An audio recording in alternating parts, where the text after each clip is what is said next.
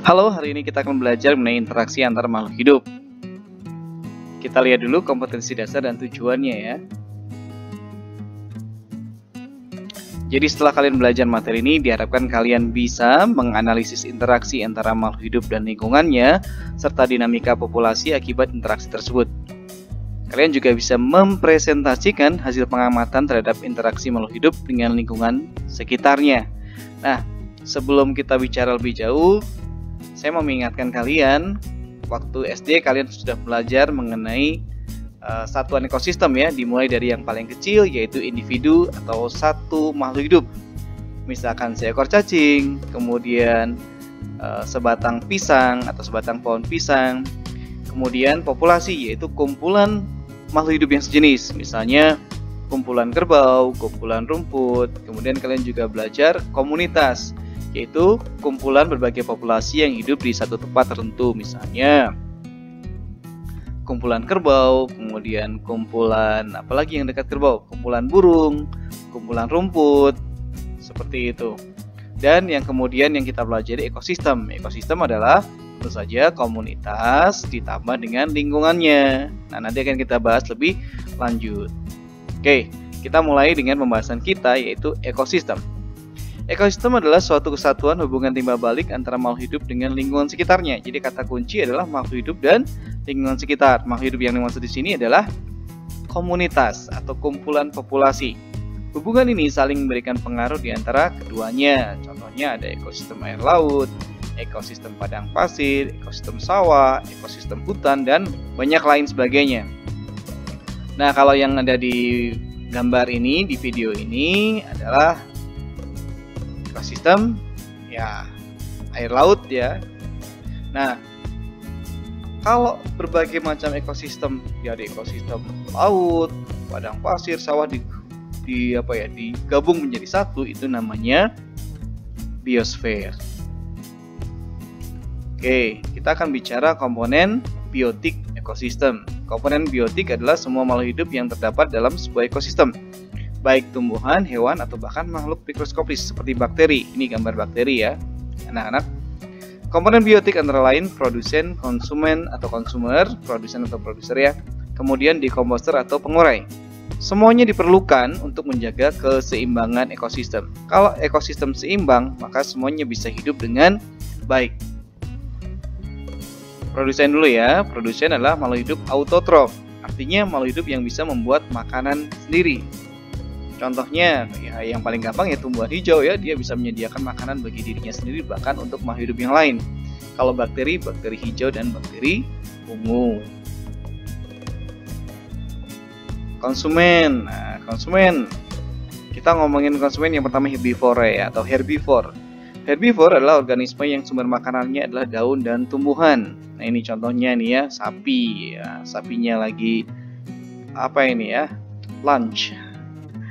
Lanjut. Karnivor. Karnivor adalah organisme yang memenuhi kebutuhannya atau kebutuhan makannya dengan cara memangsa atau memakan makhluk hidup yang lain. Contohnya adalah harimau, hiu, dan belalang sembah. Di sini saya berikan gambar atau video dari belalang sembah yang tengah memakan makhluk hidup yang lain. Kemudian omnivore adalah organisme yang memakan daging dan tumbuhan. Contohnya adalah ayam, simpanse, dan manusia. Artinya dia bisa makan tumbuhan juga mau, sayuran juga mau, daging juga mau. Contoh yang lain adalah dogi ya, dogi. Karena dogi itu dia senang daging, tapi dia juga senang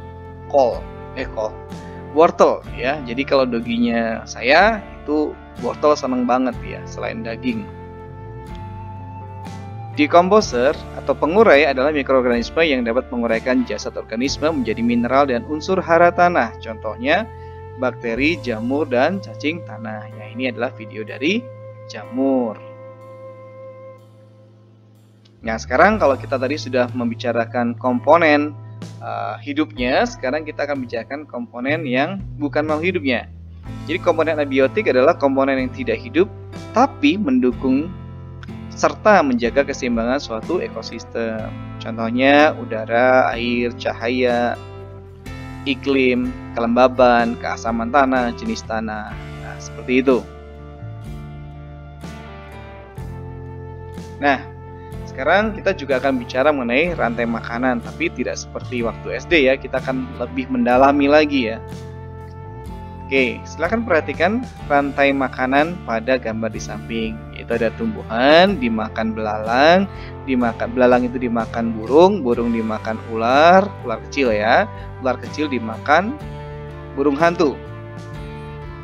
Nah, ini kalau kita lihat, kita uraikan ya, ini adalah produsen atau produser. Produsen ini konsumen yang pertama selalu herbivore, konsumen kedua, konsumen ketiga, dan konsumen keempat di sini. Produsen, konsumen 1, konsumen 2, konsumen 3, konsumen 4. Dalam rantai makanan tidak selalu sama ya. Jadi ada yang bisa lebih pendek, bisa juga lebih panjang. Dan kalau kita membahas mengenai rantai makanan, kita harus melihat situasi hanya yang ditunjukkan. Contoh kita ngomong, nah belalang kan bisa juga dimakan ayam, tapi kan di sini nggak ada gambar ayam, berarti tidak perlu diperhatikan. Nah, anak-anak semuanya, untuk rantai makanan ini ada laju pengurangan energi. Jadi gini contohnya. Misalnya nih, dari sinar matahari dia mendapat energi misalnya ya, ini misalnya aja. Misalnya 100.000 kalori. Nah, maka energi yang bisa disalurkan ke konsumen berikutnya itu hanya 10%-nya. Jadi kalau 100.000 ya tinggal 10.000. Demikian juga kalau ini dimakan oleh burung. Nah, burung ini hanya mendapat berarti 10% dari 10.000 ya. Jadinya tinggal 1.000 dan begitu seterusnya. Jadi ada banyak energi yang hilang. Jadi rantai makanan ini juga seringkali dihubungkan dengan piramida makanan. Lihat gambar yang kanan ya, piramida makanan ini tropik 1, tropik 2, tropik 3, tropik yang keempat. Tropik 1 berisi tanaman hijau, tropik 2 herbivore, tropik ketiganya adalah karnivor dan karnivor. Mungkin juga ada omnivornya juga ya. Nah, begini. Ini ada energi yang hilang dalam bentuk panas. Oleh karena itu, tadi saya sebutkan, kenapa kalau energi dikonsumsi, makhluk hidupnya dikonsumsi makin jauh, energinya makin habis ya, karena memang ada energi-energi yang hilang. Oleh karena itu, semakin naik tropiknya, ini dimakani, maka masing-masing tingkat itu energinya tinggal tersisa 10% saja. Oke, kita lanjut ya. Kalau misalnya rantai makanannya bergabung jadi satu gitu ya, karena dalam satu ekosistem seringkali sumber makanannya nggak cuma satu, pemakannya nggak cuma satu, maka ada jaring-jaring makanan. Tapi untuk SMP, jaring-jaring makanan ini kalian harus lihat analisisnya. Contoh nih ya, contoh analisisnya nih. Misalnya wortel dan kelinci. Yang makan wortel itu kan kelinci. Jadi kalau misalkan kelinci tiba-tiba menurun secara drastis jumlahnya, mungkin karena diburu atau karena yang penyakit begitu, maka wortelnya akan dalam jumlah yang sangat banyak begitu ya. Nah, sekarang itu kan kita lihat carrotsnya ya. Sekarang kita coba lihat ini rubah ya, rubah. Kalau misalnya tiba-tiba rubahnya diburu dan habis, apa yang terjadi dengan kelinci? Ya, kelinci nambah banyak ya, kelinci nambah banyak. Kemudian juga burung kecil ini nambah banyak karena tidak ada lagi pemangsanya. Coba kita lihat lagi, misalkan tikus ya. Seandainya tikus kemudian karena suatu hal dia berkurang secara drastis, maka apa yang terjadi dengan gandumnya? Gandumnya relatif sama. Kenapa? Karena masih dimakan oleh burung dan juga belalang. Bagaimana dengan misalnya burung hantunya? Wah, karena dia nggak bisa makan tikus, dia masih bisa makan belalang. Jadi dia jumlahnya masih relatif sama. Nah Pak, kan bisa juga ini makan ular Pak, burung hantu. Tapi kan di sini nggak ada gambar ular, jadi tolong tidak usah dimasukkan. Jadi benar-benar kita hanya menganalisa apa yang ada di sini. Nah, kalian coba aja masing-masing. Misalnya, bagaimana kalau rumputnya berkurang secara drastis? Apa yang terjadi? Kalian bisa menganalisisnya. Begitu ya kalau di SMP ya. Nah, kemudian kita tiba di macam-macam interaksi antara makhluk hidup. Interaksi antara makhluk hidup yang terjadi pada sebuah ekosistem berguna untuk menjaga keseimbangan atau kelangsungan hidup ya dari ekosistem tersebut. Hubungan timbal balik yang akan dibahas adalah netral, predasi, simbiosis mutualisme, simbiosis komensalisme, simbiosis parasitisme, kompetisi, dan antibiosis. Semua yang akan kita cari contohnya ya.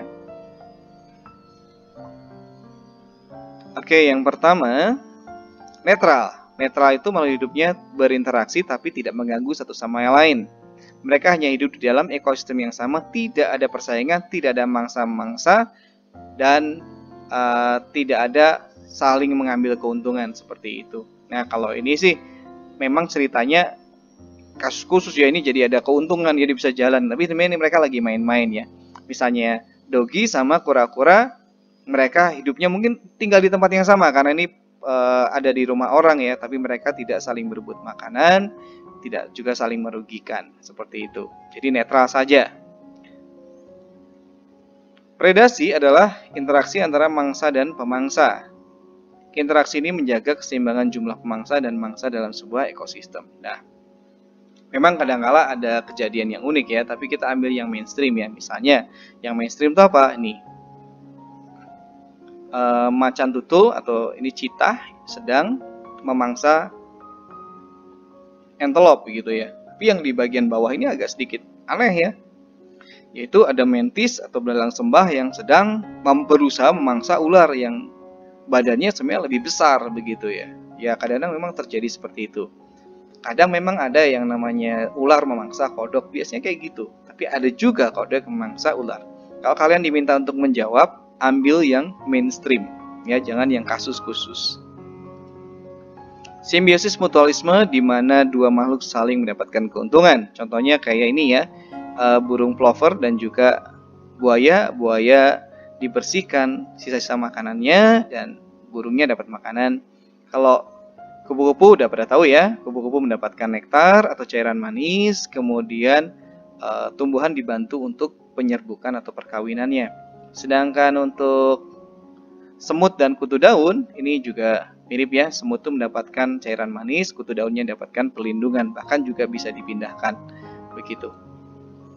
Komensalisme, nah ini memang sumbernya banyak sekali ya, dan alasannya cukup bagus, tapi saya ambil dari website yang cukup terkenal, bahwa ikan badut ini, dia gini ceritanya, ini sebenarnya animal laut itu menyengat, tapi dia bisa memanfaatkannya gitu sehingga tidak tersengat. Jadi ada lendir-lendir di bagian tentakel ini yang membuat dia tidak tersengat sehingga dia bisa dia bisa berlindung gitu. Sementara anemon lautnya tidak mendapatkan apa-apa. Tapi juga ada sumber yang bilang anemon lautnya itu aman dari predator karena predatornya diganggu oleh ikan badut. Tapi saya lebih cenderung memasukkan ini sebagai komensalisme, di mana ikan badutnya untung, sementara anemonnya tidak mendapatkan keuntungan atau kerugian. Kalau ini udah terkenal ya, hiu dan remora ya, dimana ikan remoranya mendapatkan perlindungan, sisa makanan, sementara hiunya tidak dapat apa-apa.